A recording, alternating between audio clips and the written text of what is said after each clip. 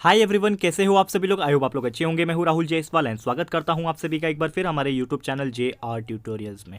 Friends, आज again आपके सामने एक मोस्ट इंपॉर्टेंट साइंस का लेक्चर वीडियो लेकर आ गया हूं दोस्तों, जिसमें हम पढ़ने वाले हैं हमारे 10th स्टैंडर्ड के लिए साइंस 1 सब्जेक्ट का जो हमारा चैप्टर की हमने शुरुआत की थी दोस्तों, जिसका नाम है दोस्तों चैप्टर नंबर 8 मेटलर्जी। आज हम इस पर्टिकुलर चैप्टर का लेक्चर नंबर 5 आपके लिए लेकर आ गए हैं, जो कि अगेन एक बहुत ही ज़्यादा इंपॉर्टेंट लेक्चर वीडियो होने वाला है। तो दोस्तों, आपको याद होगा कि इसके पहले भी हमारा जो लेक्चर हुआ था उसमें हमने देखा था कि किस प्रकार हम मेटल्स को एक्सट्रैक्ट कर सकते हैं, वो हमने देखा था। तो आज उसी को आगे बढ़ाते हुए हमें एक्सट्रैक्शन ऑफ मेटल्स को देखना है। लेकिन इसमें जो सबसे पहला टॉपिक है वो है हमारा, आप देख सकते हो यहाँ पे, that is extraction of moderately reactive metals. ठीक है, तो extraction of moderately reactive metals की अगर हम बात करें कि ये एक ऐसे मेटल्स होते हैं, ठीक है।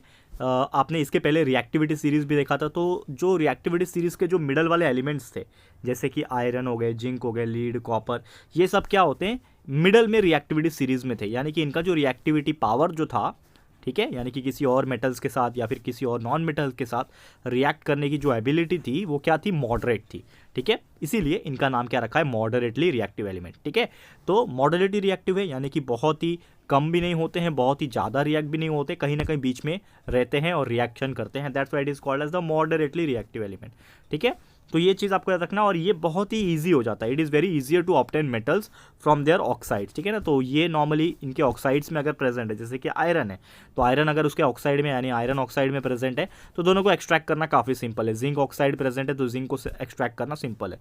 तो काफ़ी ईजी हो जाता है मेटल्स को ऑब्टेन करना उसके ऑक्साइड से, रादर देन द सल्फाइड और कार्बोनेट। यानी कि अगर कोई भी मेटल जैसे कि आयरन है, तो आयरन अगर ऑक्साइड के साथ प्रेजेंट है, FeO है, आयरन ऑक्साइड के साथ प्रेजेंट है, तो it is very easy to extract both. आप मेटल को, यानी कि जो आयरन है उसको अलग कर सकते हो, ऑक्सीजन को अलग कर सकते हो। लेकिन वही अगर फेरस जो होगा वो अगर सल्फाइड के साथ होगा, यानी कि समझ लो Fe और S होता, समझ लो फेरस सल्फाइड होता, तो हम ये दोनों को सेपरेट करने के लिए काफ़ी मशक्क़त लगानी पड़ती, यानी कि बहुत ज़्यादा डिफिकल्टी का सामना करना पड़ता। या फिर अगर FeCO3 भी होता, यानी कि फेरस कार्बोनेट भी होता, आयरन कार्बोनेट भी होता, तो भी क्या होता, काफ़ी दिक्कत का सामना करना पड़ता। लेकिन अगर वो ऑक्साइड्स होते हैं तो काफ़ी इजीली सेपरेट भी हो जाते हैं। ओके, तो ये जो सल्फाइड होते हैं, ठीक है ना, ओर्स के, ये क्या होता है, जब भी अगर हम उस चीज़ को स्ट्रांगली हीट करते हैं, यानी कि जो भी ओर्स होगा आपका जो हमें मिलता है उसका, अगर सल्फाइड की अगर बात करें, उसको हम लोग स्ट्रांगली हीट अगर करते हैं, ठीक है ना, हवा के प्रेजेंस में, एयर के प्रेजेंस में, ठीक है, तो जब उसको हीट करेंगे तो वो क्या हो जाएगा, it transform them into the oxide. यानी कि वो जो आपका सल्फाइड होगा वो धीरे धीरे ट्रांसफॉर्म हो जाएगा और किस में कन्वर्ट हो जाएगा, ऑक्साइड्स में कन्वर्ट हो जाएगा। और यही जो प्रोसेस होता है, इसी चीज़ को बोलते हैं दोस्तों रोस्टिंग। क्या बोलते हैं, रोस्टिंग बोलते हैं। ओके, और जब ये कार्बोनेट दोस्तों, ये ओर की अगर हम बात करें, कार्बोनेट ओर्स की बात करें, इसको अगर हम लोग स्ट्रांगली हीट करते हैं, वो भी लिमिटेड सप्लाई ऑफ एयर के फॉर्म में, to transform them into oxides. यानी कि कार्बोनेट को भी सेम उसी प्रकार हीट किया जाता है लिमिटेड एयर सप्लाई के प्रेजेंस में, तो ये कन्वर्ट हो जाता है, ट्रांसफॉर्म हो जाता है ऑक्साइड्स में।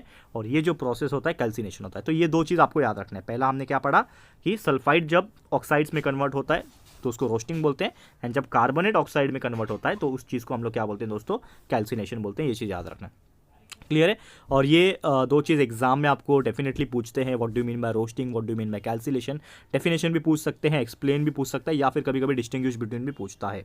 ओके, अब इसके रिएक्शंस की अगर मैं बात करूँ कि रोस्टिंग और कैल्सिनेशन की अगर हम सीधा सीधा रिएक्शंस अगर आपको कराएं, तो फॉर एग्जांपल रोस्टिंग, जैसे मैंने बोला कि अगर वो सल्फाइड के फॉर्म में है तो सल्फाइड के फॉर्म में वो ऑक्साइड में कन्वर्ट हो जाए। तो यानी कि पहले आप देखोगे यहाँ पे है जिंक सल्फाइड, ठीक है, ZnS यानी जिंक सल्फाइड लिया, तो मैंने उसके साथ ऑक्सीजन को मिला दिया, यानी कि रिएक्ट कर दिया। तो जिंक सल्फाइड अब ऑक्सीजन के साथ रिएक्ट किया तो यहाँ पे ब्रेकडाउन होने के बाद जिंक ऑक्साइड बन गया, यानी कि सल्फाइड से क्या बन गया दोस्तों, ऑक्साइड बन गया। तो ऑब्वियसली अभी अभी मैंने आपको बताया कि जब भी कोई सल्फाइड से ऑक्साइड बनता है तो वो क्या होता है, रोस्टिंग होता है। इसके लिए ये प्रोसेस का नाम है रोस्टिंग, और सल्फर डाइऑक्साइड गैस रिलीज हो गया, बाहर निकल गया।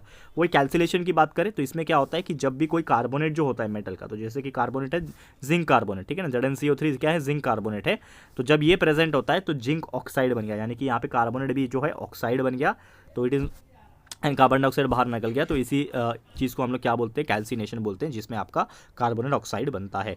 और जिंक ऑक्साइड जो होता है, ये जो हमें मिलता है, it is reduce to zinc, ठीक है ना। ये जो जिंक ऑक्साइड हमें आज से मिला, यहाँ से जो दोनों प्रोसेस से जिंक ऑक्साइड जो मिला, उसके साथ अगर मैं कार्बन का रिएक्शन करूँगा कि whenever any oxide is present, and उसके साथ अगर हम कार्बन का रिएक्ट कर लेंगे तो वो क्या बन जाता है, मेटल जो है वो सेपरेट हो जाता है, यानी जिंक सेपरेट हो गया और कार्बन मोनोऑक्साइड अलग हो गया। तो यानी कि हमने क्या किया, जिंक ऑक्साइड को जो ऑब्टेन हुआ था हमें, उसको रिड्यूस कर दिया कार्बन लाल के, जिसके वजह से क्या हो गया, हमारा जिंक जो प्योर मेटल हमें चाहिए था, ठीक है ना। टॉपिक का नाम क्या था, एक्सट्रैक्शन ऑफ मेटल ना। तो हमने क्या कर दिया, इस तरीके से मेटल जो है उसको क्या कर दिया, हमने एक्सट्रैक्ट कर दिया, ठीक है। तो मेटल एक्सट्रैक्ट होने के बाद हमें क्या मिल गया, जो प्योर मेटल हमें चाहिए था, चाहे वो जिंक हो चाहिए और कोई दूसरे टाइप का मेटल क्यों ना हो, जो हमें चाहिए था वो मिल गया। और इसी प्रकार हम ये प्रोसेस करते हैं। क्लियर है।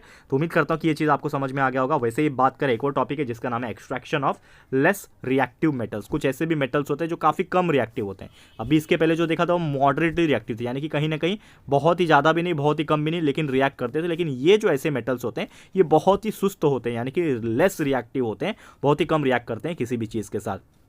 तो जो भी हमारा रिएक्टिविटी सीरीज था उसके जो सबसे लोएस्ट पोजीशन में थे, यानी कि बॉटम पोजीशन में जो थे, वो जो मेटल्स होते हैं वो लेस रिएक्टिव होते हैं। दैट इज वाई वो जो होते हैं ना हमेशा फ्री स्टेट में मिलते हैं। नेचर में अगर उसको ढूंढा जाए तो वो फ्री स्टेट में मिलता है, जैसे कि गोल्ड, सिल्वर, प्लैटिनम, ये ऐसे मेटल्स होते हैं या तो वो किसी के साथ जल्दी रिएक्ट भी नहीं करेंगे, या फिर करेंगे भी तो बहुत ज़्यादा स्लोली करेंगे, या फिर बहुत रेयरली करेंगे, ठीक है।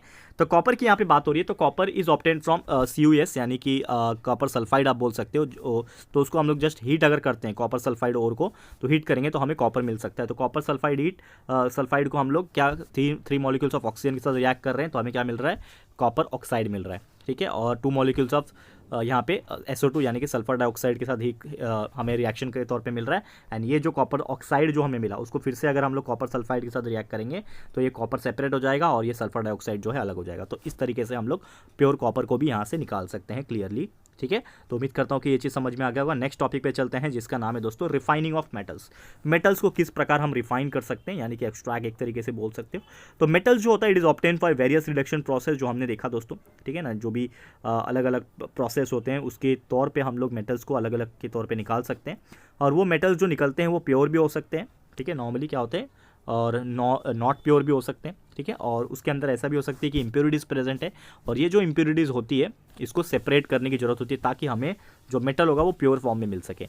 तो बेसिकली हमने देखा था कि इलेक्ट्रोलिसिस एक ऐसा टेक्निक, एक ऐसा मेथड है जिससे हम लोग ऑब्टेन कर सकते हैं हमारा pure metal from the impure metal. तो जो भी इम्प्योरिटीज रहेगी वो इलेक्ट्रोलिसिस प्रोसेस से क्या हो जाएगा, वो सेपरेट हो जाएगा और प्योर मेटल जो भी हमें चाहिए रहेगा वो कैथोड पे हमें मिल जाएगा। तो इस प्रकार से हम लोग कर सकते हैं, इलेक्ट्रोलिसिस प्रोसेस से मेटल्स का रिफाइनिंग कर सकते हैं।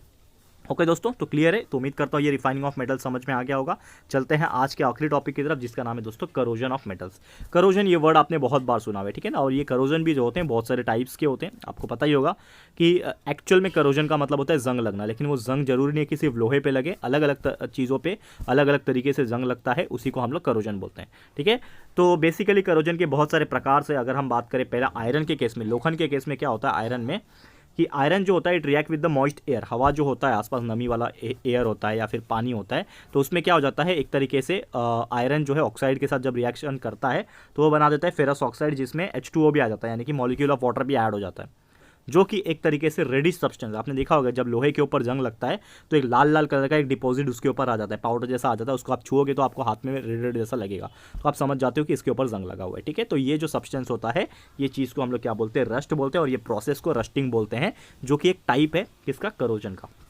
ओके क्लियर है। अगला अगर बात करें हम लोग करोजन के केस में ऐसे बहुत सारे होते हैं। तो कार्बन डाइऑक्साइड जो होता है दोस्तों in moist air react with the surface of copper vessel, यानी कि अगर आप कॉपर का बर्तन जो होता है, ठीक है ना, जैसे कि कॉपर से बना हुआ कोई भी चीज़ ले लो, उसको ओपन पोजीशन पे रखोगे तो हवा में जो कार्बन डाइऑक्साइड होता है वो उसके साथ रिएक्ट कर लेता है, और जिसके वजह से कॉपर का जो चमकने का प्रॉपर्टी होता है ना, कॉपर चमकता है, तांबा जो है वो चमकता है, वो खो बैठता है, क्योंकि उसके ऊपर क्या हो जाता है एक ग्रीनिश लेयर का फॉर्मेशन हो जाता है। और वो कैसे फॉर्मेशन हुआ, कॉपर का कार्बन डाइऑक्साइड के साथ रिएक्ट कर लिया उसने, और क्या बना लिया, कॉपर कार्बोनेट बना लिया, CuCO3 बना लिया उसके सरफेस के ऊपर, जो कि ग्रीन कलर का एक लेयर होता है।